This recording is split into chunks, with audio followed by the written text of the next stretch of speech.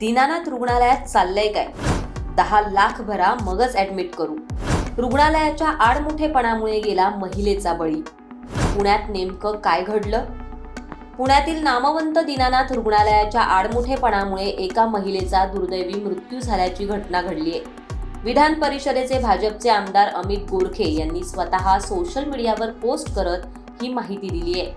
आमदार अमित गोरखेंचे स्वीय सहाय्यक सुशांत भिसे यांच्या पत्नी मोनाली सुशांत भिसे यांना प्रसूतीसाठी दीनानाथ मंगेशकर रुग्णालयात दाखल करण्यात आलं होतं. त्यांच्या गर्भात 2 जुळी बाळं होती. गुंतागुंतीची प्रसूती असल्यानं रुग्णालयानं भिसेंना त्वरित 10 लाख रुपये भरण्यास सांगितलं. तेव्हा भिसेंनी 3 लाख रुपये भरण्याची तयारी दाखवली. पण असं असतानाही पूर्ण रक्कम नसल्यानं रुग्णालयानं मोनाली भिसे यांना प्रवेश नाकारला. मंत्रालयाकडून संपर्क होऊनही रुग्णालय प्रशासनानं आडेवेडेपणा केला. परंतु मोनाली यांना त्रास होऊ लागल्यानं त्यांना दुसऱ्या रुग्णालयात तत्काळ हलवण्यात आलं. तिथे उपचारानंतर 2 जुळ्या मुलींचा जन्म झाला. पण दुर्दैवानं त्या मातेचा मृत्यू झाला. त्यामुळे दीनानाथ मंगेशकर रुग्णालयाच्या हेकेखोरपणामुळेच मोनाली भिसे यांचा मृत्यू झाल्याचं आमदार गोरखे यांनी म्हटलंय. वेळेवर उपचार मिळाला असता तर महिला वाचली असती, असं गोरखे यांनी म्हटलंय.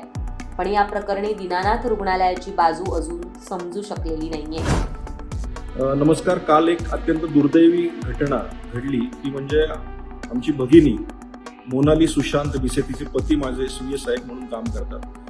ती प्रेग्नंट असल्यामुळे दीनानाथ हॉस्पिटलला डिलिव्हरीसाठी ऍडमिशनला गेलेली असताना आणि पोटामध्ये तहानी 2 मुलं होती, जी जुळी होती आणि तिथे तिला 10 लाख रुपये अर्जंट भरा, नाही तर आम्ही ऍडमिशन देणार नाही असं सांगितलं गेलं. 3 लाख रुपये भरण्याची तयारी असतानाही त्या ठिकाणी आम्ही ऍडमिशनच देऊ शकत नाही, क्रिटिकल शस्त्रक्रिया आहे असं सांगितलं गेलं आणि ऍडमिशन नाकारलं गेलं.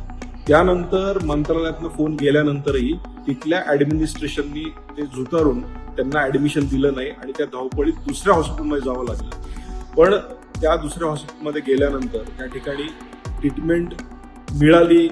त्या ठिकाणी त्यांना 2 जुळ्या मुली झाल्या. पण दुर्दैवी त्या आईचे त्या ठिकाणी मृत्यू झाला. मला हे सांगायचं की दीनानाथ हॉस्पिटल हे खऱ्या अर्थानं गरिबांसाठी आणि ट्रस्ट म्हणून चालवलं जातं. पण अशा प्रकारचा अत्यंत गंभीर गुन्हा ह्या हॉस्पिटलने केलेला आहे आणि अशा अनेक तक्रारी ह्या आलेल्या आहेत. आणि हे जर माझ्या स्वतःच्या पीए बरोबर होत असेल तर अत्यंत दुर्दैवी घटना आहे. त्यामुळे येणाऱ्या अधिवेशनामध्ये नक्की हा विषय आम्ही मांडणार आहोत आणि याविषयी कडक पावले नक्कीच माननीय मुख्यमंत्री आणि सर्वांनी उचलावी अशी मी विनंती करणार. तनिषा भिसे या तरुणीला आज दीनानाथ मंगेशकर रुग्णालयाच्या हलगर्जीपणामुळे आणि अत्यंत असंवेदनशीलतेमुळे स्वतःचा जीव गमवावा लागला.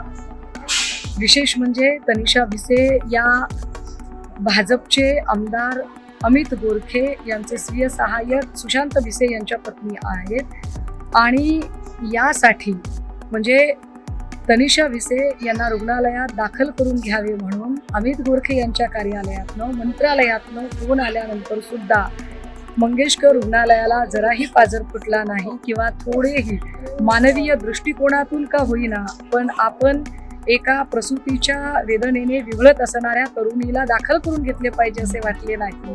इतका उद्दामपणा, इतकं निर्ढावलेपण तेव्हाच येऊ शकतं जेव्हा सत्ताधाऱ्यांचं राजछत्र भरभक्कम पाठीशी असतं. आणि दीनानाथ रुग्णालयाच्या बाबत तर अशा असंख्य तक्रारी होऊनही रुग्णालय मोठ्या दिमाखात उभं आहे. रुग्णालयाला मिळणारी जागा, मिळणारे प्रिव्हिलेज हे सत्ताधाऱ्यांमुळे आहेत हे वेगळं सांगायला नको. परंतु प्रश्न हा उरतो की जर सत्ताधारी आमदारांच्या निकटवर्तीयांच्या जीवावर बेतेपर्यंत सुद्धा जर रुग्णालयाला काहीच वाटत नाही तर आर्थिकदृष्ट्या दुर्बल घटकातील लोकांना तर हे रुग्णालय किड्यामुंग्यासारखं चिरडून टाकायलाही मागे पुढे बघणार.